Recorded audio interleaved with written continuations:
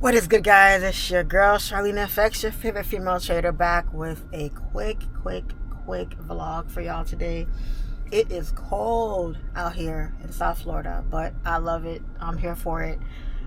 We could use a break from all the heat we've been getting lately, so I like it. I love it. Holidays are coming around. My favorite time of year. Yeah, I'm here for it. I love it. So real quick, guys, I just want to talk to you guys about the topic of how much money should you have in your trading account when you're trading. So like I said in a previous video, that I get this all the time. I get this question all the time. How much should you start with? How much do you need for this, for that, this, that, and the third? Basically, guys, something that you guys should know. First of all, we always, as traders, we preach that the amount of the account really doesn't matter, right? It's really about the skill and this and that. At the end of the day, it does and it doesn't, because you can have a large trading account and still lose because you don't really know how to trade. You don't have a profitable strategy that's working for you yet. So because of that, you're unable to actually, pull money from the markets because you don't know what you're doing yet. So that's understandable. But also, there's a flip side, because if you do have a strategy that works and is profitable, now you still need the funds, right? You can't have one without the other. You can't have the skill without the funds, and you can't have the funds without the skill. You need both to be to make trading work for you. Okay. Now, another thing is the psychology of it, right? You have the mental aspect of it down pat as well. So that's kind of the third aspect that you kind of sort of really need to kind of pull everything all together. So let's talk about the money part by itself. Let's just talk about that, because it sucks, because a lot of times, and what's happening today is a lot of people just don't have the money. They just don't have the extra disposable income to put into trading, be it putting in a trading account, or to fund their education for them to learn how to trade, be it buying a course, buying one-on-ones, buying some type of mentorship, something for them to be able to, up their knowledge and what they're doing. If you're on the flip side of that, where you actually do have the money, or you're able to have enough money to buy prop accounts, let's say, if you don't have enough money, guys, to trade, you have to get the money up. If you're on the flip side where you do have it, then you're good. You're fine. You're where you need to be. At this point, all you got to focus on is the skill itself. But if you don't try to come in to trading, guys, with pennies on the dollar. And by pennies on the dollar, I mean like trying to drop, $50 into an account, $100 into an account. Don't get it twisted, guys, in thinking that, if I see somebody take $100 and do something with it, that I could do it too. Not saying you can't do it, but it's really hard. It's really, really hard to turn small money into big money, especially with trading. You know what I'm saying? It's very risky. Trading is super, super risky. It's probably the hardest. It's what they say, the hardest way to make the easiest money. And that saying is so true. So guys, save your money. Save. If you got to get a second job, if you have to, pick up another gig, if you have to dip into savings, if you have to tap into your 401k, things like that. I mean, I don't really recommend doing stuff like that, like taking out loans or using credit cards or whatnot. Things like that, it just puts more pressure on you, because you need to make the money back to pay those things back. It kind of sucks. So I would say that's unneeded stress that you're adding to yourself that I wouldn't recommend. So I would preach more the route of just working harder at what you're already doing to try to bring in more money. So if you're working, put in some extra hours, do some overtime. If you have a second job, maybe get another job if you can, or another side gig if you can, to kind of for trading, right? When I still have my job and I was still learning and kind of, still going through the motions of it, I only worked overtime just for trading. It wasn't for anything else. Like, my regular paycheck paid for my lifestyle and my bills, my rent, my car note, my regular living expenses. But my overtime was specifically geared towards my trading. Either I was going to use that money to fund my trading account, or I was going to use it to buy something. I was going to use it to buy a course. I was going to use it to buy mentorship. I was going to use it to buy signals, because I bought signals at that back then too.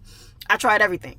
So guys, save your money. Save. If you're thinking that, oh, I only have $100, I only have $50, I only have $200, I only have $250, don't take that money and dump it in a trading account and think you're really going to do something with it. It's going to be really hard.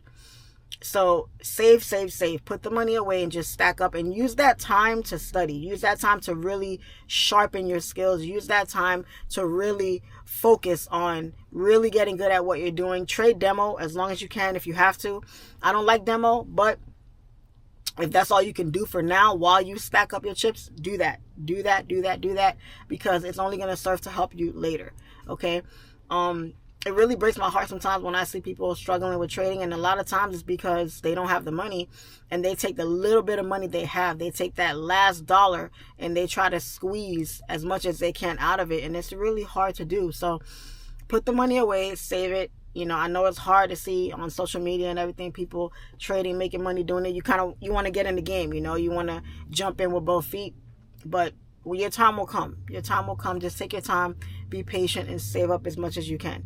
As far as what to start your account with, guys, I always recommend between $500 to $1,000. I say that, and I kind of dabble around those numbers because I think that's a realistic amount of money that the average person can save up. You know, can you save up $400, $500, $600? Yeah, you should be able to, for the most part, depending on what your situation is. Okay. And if you take it easy with that account, you can really test your strategy out. You can really get your feet wet. You can pull out maybe, you know, a couple of dollars out of your trading with that to kind of boost your confidence just a little bit. You know what I mean?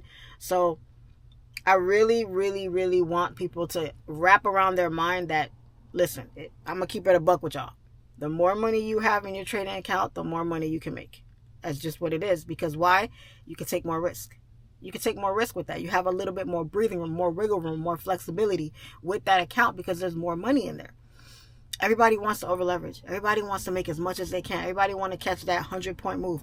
Everybody wants to hit a home run on every trade. It's human nature. We all been there.